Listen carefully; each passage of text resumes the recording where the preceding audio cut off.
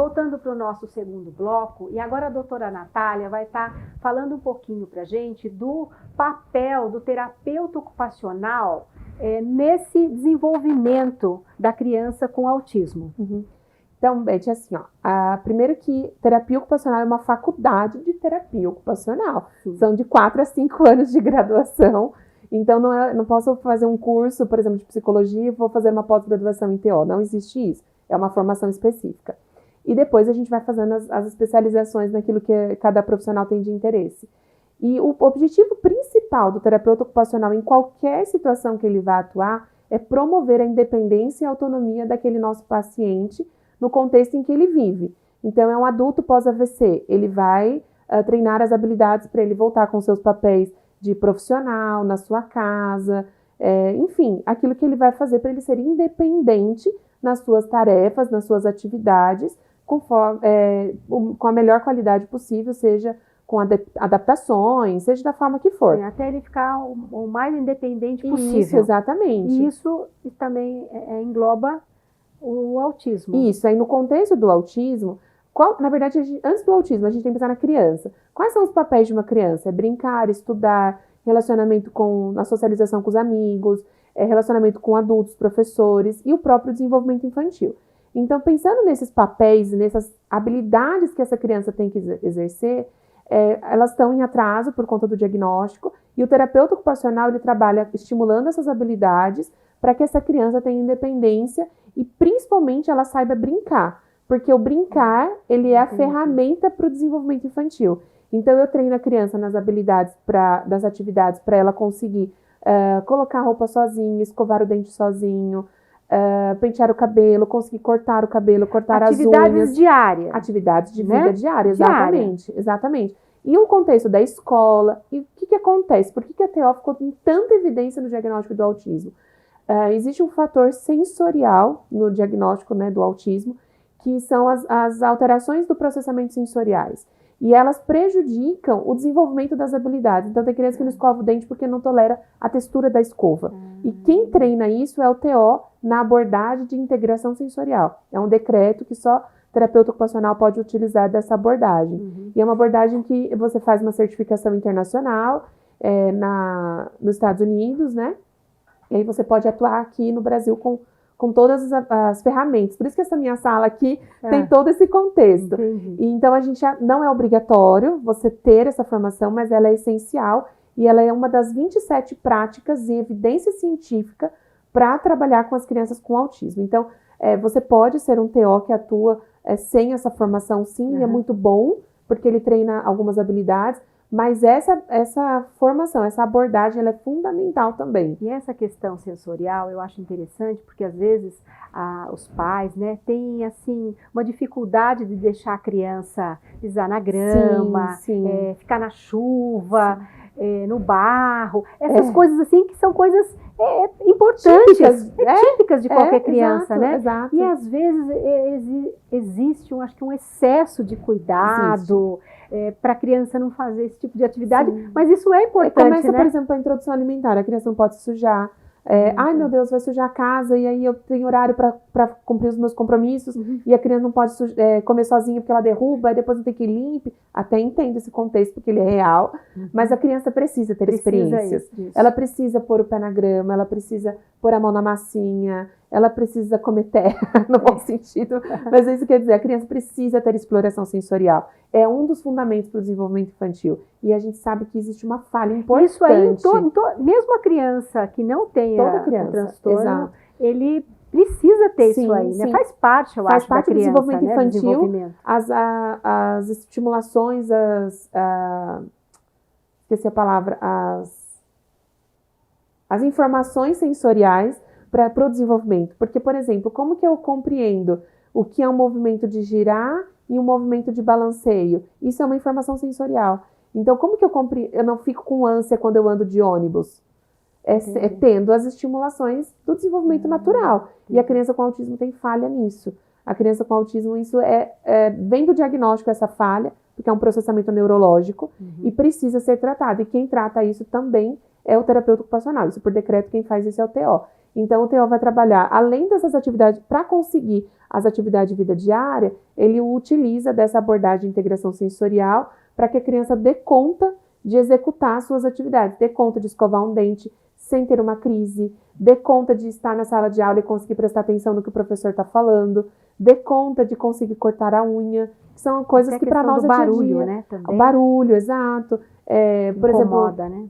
Algumas coisas a gente tem que ensinar a sociedade a se movimentar também. A gente não pode exigir só que essa criança, esse adolescente, esse adulto mude a sua forma de ser. A sociedade tem que se adaptar, Com a escola certeza. tem que se adaptar. Por exemplo, será que a gente não pode mudar o sino da escola para uma outra forma de dizer que agora é o intervalo? Precisa ser aquele sino estridente que ninguém suporta. Uhum. E aí você vai expor uma criança com autismo que tem uma alteração do tipo auditiva, uma alteração sensorial do tipo auditiva. Aquele sino precisa de ser especificamente isso, não pode ser nenhuma outra forma. Então a gente precisa educar a sociedade, precisa educar um restaurante a ter o cardápio em forma de figuras, para a criança conseguir pedir o que ela quer.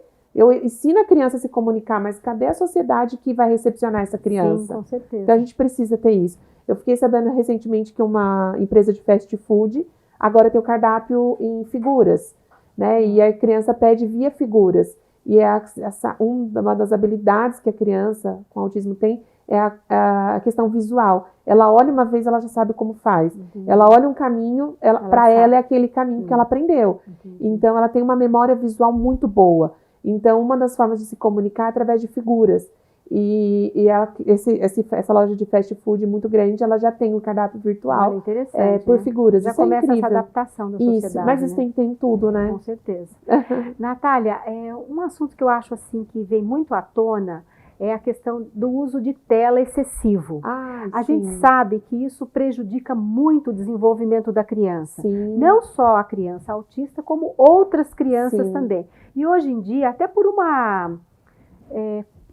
assim, a mãe está muito ocupada, o pai está muito ocupado, o comodismo, eu não sei dizer bem ao certo, eu não sou dessa época ainda, que a gente punha os filhos para ficar ali assistindo um filminho, ou o celular no restaurante, eu vi muito isso já. Os pais chegam no restaurante, já dá um celular para cada criança, e ali a criança fica para eles poderem almoçar tranquilos e tal. Então, eu vejo que isso é um fator muito prejudicial. Para qualquer criança. E eu queria que você comentasse sobre isso. Sim, para qualquer criança, o uso de telas ele é prejudicial. Né? Eu já tive famílias que me falaram, mas ele sabe fazer um jogo da memória no celular. Tudo bem, agora dá um jogo da memória para ele fazer. Vê se ele sabe fazer um quebra-cabeça de verdade, né? Aquele físico. Não sabe. E até eu estava acompanhando o Dr. Tiago e ele estava falando até aquelas crianças que costumam ter crise, quando diminui o tempo de tela, essas crises melhoram também. Sim, porque a tela, o que acontece? Ela te traz imediatismo, né? Existe um estudo que eu li recentemente, que a criança que usa muito telas, ela está num joguinho. Acaba as vidas, por exemplo, no videogame, na minha época, quando eu tinha lá o meu Nintendo lá. Acabava as vidas, eu tinha que esperar. Aí eu ia fazer outra coisa, eu ia brincar, eu ia estudar, eu ia fazer... Não tinha o que fazer, eu tinha que esperar. A criança hoje, com acesso a telas, acaba a vida nesse joguinho, ela já vai no outro, já vai no outro, já vai no outro, já vai no outro, e ela não sai desse ciclo, né? Então, isso já tem estudos falando sobre isso. O uso de telas hoje, até os 2 anos, pela Sociedade Brasileira de Pediatria, deveria ser proibido. A criança não tem que ter acesso. Isso eu não estou falando de não ter uma musiquinha de fundo, né? É diferente, de vez em quando assistir um filme. É totalmente diferente. Diferente. É nítido. Beth, até depois você pode ver ali, né, aqui na minha parede. A criança consegue ver a criança que pinta, a criança que tem acesso a celular e a que não tem. Porque a criança que tem acesso ao celular, o desenho dela não tem vida. É um desenho que não tem características físicas da pessoa humana. A criança que não tem acesso, ela te desenha com cabelo, com olho, você é colorida, você tem um chão embaixo. É como a gente fazia antigamente. Aquela casinha tem uma montanha, isso, a casinha, sol, a montanha, a o coqueiro, né, um lago na frente da casa. Isso, exatamente. Então, o desenho tem vida. Isso é o normal, né? Exato. Essa criança, você vê que o desenho dela tem riqueza. A criança que tem acesso a celular, a mídias, a telas, é uma criança que ela vai pegar o desenho, ela vai fazer um bonequinho assim, ó, de palitinho, e tem atraso de motricidade fina, é uma criança que tem prejuízo na criatividade, é uma criança viciada. O efeito da tela em excesso é um vício como de uma outra droga, sabe? É algo muito sério. E tem criança que tem uma crise de ansiedade tão grande quando tira a tela, que compactua com uma crise sensorial, uma crise de abstinência mesmo. Então, a gente precisa... Até para tirar esse uso de tela excessivo, Sim, precisa um preparo, né? Já que você ofereceu... Tanto da família, também. E existe realmente essa questão de você terceirizar a educação do seu filho para as telas. Então, eu entendo que hoje em dia as coisas são muito mais corridas, são muito mais cansativas, mas tem pais que deixam de ter tempo de qualidade com seus filhos para pôr no celular. É muito difícil. Exatamente. Isso. É muito a gente difícil. Vê isso muito. Muito. Você vai em qualquer restaurante, você senta, a primeira coisa, porque criança dá trabalho. Dizer que não dá é mentira. A criança dá trabalho. Eu amo criança que dá trabalho, porque quer dizer que essa criança tem vida. Né? Criança, eu falei isso ontem para uma mãe, que ele tá fazendo arte. Eu falei, eu tô mega feliz. Porque antes ele era muito apático, agora tá fazendo arte, quer dizer que a criança tá com vida. E pra mim tá tudo bem, tem que aprontar. A criança tem que aprontar, tem que deixar a mãe louca. Isso é bom. Isso pra mim é vida. Eu acho que faz parte, passa tão rápido a criação de um filho. Quando a gente vê seu filho já está no colegial, depois já está fazendo uma faculdade. São 17 anos, basicamente, que o filho mora com a mamãe. Depois dá uma saudade, daí a gente quer, né, voltar no tempo, mas passa muito rápido. Então eu acho assim, a gente tem que curtir os filhos. Ela é muito boa. Tem que curtir, passar a maior parte do tempo que você tem disponível no final de semana, à noite. Se você tem oportunidade de estar almoçando com seu filho, eu acho que esses momentos geram qualidades de vida, né? Tanto para a mãe, para o pai, como para a criança. E memórias, né? Com certeza. Eu tenho memórias, acredito que você... eu tenho memórias com a minha família, de eu brincando com meu pai no chão, né? Meu pai montando a minha casinha de boneca, a minha mãe pegando... Mãe, dá arroz para eu fazer minha comidinha. Minha mãe pegava um potinho e me dava. Eu lembro disso. E isso são memórias afetivas que me construíram como ser humano. Então, quando você só dá telas para essa criança, você vai no restaurante, dá telas, a criança não sabe nem o que ela está comendo. Eu já vi situações em que a criança está com a tela e a mãe está dando a comida, a criança não sabe o que ela está comendo.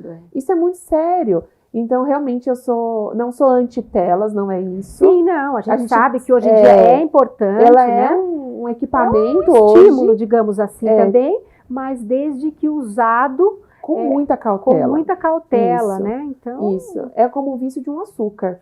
Não tem necessidade de dar açúcar para criança antes dos 2 anos, né? Dar chocolate. Aí você vê a criança toda lambuzada. Meu Deus. Né? Tá trazendo outros malefícios para a criança. A tela é a mesma coisa. Então, se eu não me engano, até dos 2 aos 3 ou dos 2 às 4, se eu não me engano, é 30 minutos por dia. Mas tela envolve celular, tablet, televisão. Tudo. Tela não é só celular. Então, 30 minutos no celular e 2 horas na televisão. Não. E a criança, é nítido, a criança que tem acesso e a criança que não tem. Eles não sabem mais brincar. Não. Né? Brincar de casinha. Não sabem. Brincar de montar um quebra-cabeça, de palito. Nem sei se existe mais isso, mas essas coisas... Esses dias eu falei pra uma mãe assim, você já brincou de bugalha com ele? Ela falou, o que é isso? Eu falei, meu Deus do céu, acho que eu tô velha. Aí eu falei, não, tudo bem, vamos reduzir. Você já brincou de boneca, de bola? Então não precisa inventar moda, mas o que você faça. Eu lembro da minha bugalha, eu fiz com a minha avó. Que memória. E a minha avó foi uma das pessoas mais importantes da minha vida. E eu tenho essa memória com ela, essa memória afetiva, que ninguém vai tirar isso de mim. E daí você dá o celular para a criança, dá a tela para a criança. Cadê a memória que essa criança está criando? E o desenvolvimento dela? Né? As habilidades que ela está desenvolvendo quando ela está brincando. Né? Quando você joga bugalha, você tem que ser rápido. E a costura que eu desenvolvi naquele momento, a motricidade fina. Para fazer. Exato. Então tudo isso tem muito contexto. Aí você dá o celular para a criança está perdendo muita coisa. Com certeza. Muita coisa. Natália, é importante a equipe multiprofissional nesse tratamento da criança, nesse acompanhamento. Quais são os outros profissionais que você considera importante, e até acredito que você tenha vários profissionais aqui na sua clínica? Quais são esses profissionais? Eu acho importante até para o pessoal saber aonde ele busca, né? Depois quero que você passe o endereço aqui da clínica para a gente, tá bom? A equipe multi, hoje a gente até fala de equipe transdisciplinar, que é aquela equipe que realmente trabalha em conjunto, comunicação total. pertence ao atendimento do outro, mesmo que eu esteja eu sozinha aqui nessa sala e a outra colega está na outra. Tá. Mas a gente precisa ter o tratamento ele tem que ser um objetivo único, cada profissional dentro da sua capacidade terapêutica, né?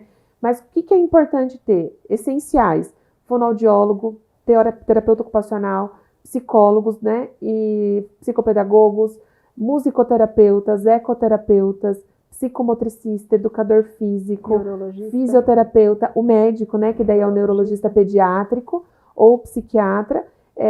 Em contrapartida, tem pediatras com formações assim fantásticas em autismo, que dão um banho Dr. aí. Thiago mesmo, que o Dr. Thiago é um deles. Que mais? Deixa eu ver, eu não posso pecar agora, né? Se não falar de alguém, meu Deus do céu. Mas eu acho que mas alguns, né? Assim, Isso. até para fazer um alerta para as famílias que têm uma criança, né, com transtorno do espectro autista. Não posso falar quais são os profissionais que ela deve estar procurando. Isso. Né? Primeiro, é importante fazer o médico, diagnóstico. isso. Né? É importante, assim precoce. Como todos os outros profissionais que estão envolvidos. Isso. Mas as terapias, elas têm que ser assim, constante. Né? A gente sabe que isso aí que vai melhorar os estudos suporte, hoje falam, mudança de suporte. Né, isso. Os estudos hoje falam que a criança tem que ter intensidade e constância no tratamento.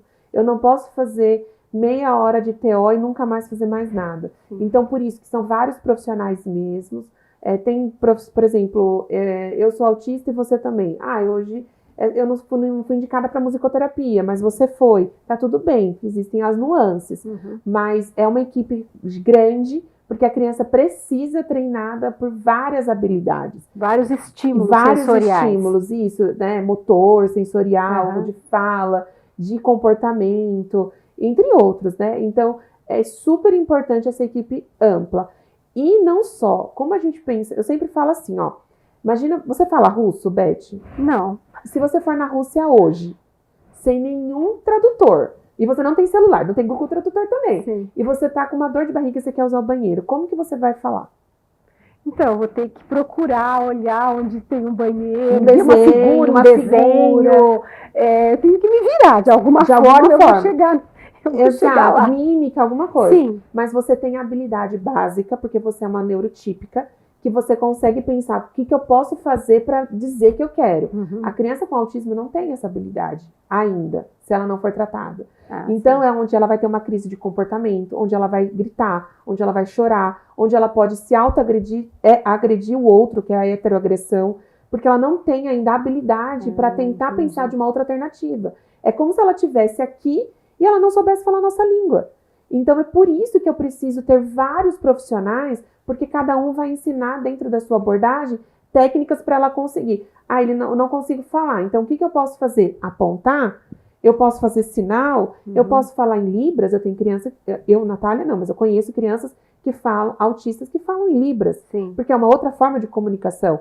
Eu vou usar minha pastinha de figuras, o que eu vou usar para eu me dizer que eu estou com dor de barriga e eu quero ir no banheiro. E que essa dor tá tudo bem, eu não vou morrer por causa disso. Sim. Então, não preciso fazer um escândalo, eu só preciso sinalizar. Então, tudo isso precisa ser trabalhado por uma equipe multi. Para quando ela estiver, entre aspas, na nossa Rússia fictícia, ela conseguir solicitar o que ela precisa, se comunicar de forma eficaz e dar conta de tudo que ela precisa. Chegamos ao final do nosso segundo bloco. Eu achei o nosso bate-papo super interessante, instrutivo. Que bom. Né? Eu acho que isso vai estar ajudando muitas pessoas. E eu gostaria que você fizesse as considerações finais. Então, Beth, eu acho que o mais importante é o diagnóstico precoce, você observar algum atraso no seu filho, não espera para amanhã, não fique comparando, mas a minha vizinha demorou mais um tempo, não espera. O mais importante, quanto mais cedo essa criança for para a terapia, para o tratamento, quanto mais cedo você tiver o laudo na sua mão, o diagnóstico precoce, melhor é para o desenvolvimento dessa criança, para ela ter habilidades, para precisar menos da gente, para conseguir ter suportes menores, para ela conseguir ter um desenvolvimento típico, né, esperado, como para qualquer outra pessoa. Então, eu sempre levanto a bandeira, diagnóstico precoce, para quem tiver qualquer atraso. E se o atraso não for um autismo, às vezes é uma estimulação, tá tudo bem, resolveu, né? E existe vida após o diagnóstico, nós temos grupos de apoio, grupos de suporte, eu acho que o mais importante é isso, levantar a bandeira do diagnóstico precoce. Então, muito obrigada mais uma vez por nos receber aqui no seu espaço. e que essas informações sejam, assim, de grande valia para as pessoas que estão nos assistindo. Sim, muito obrigada. Muito obrigada e até a próxima.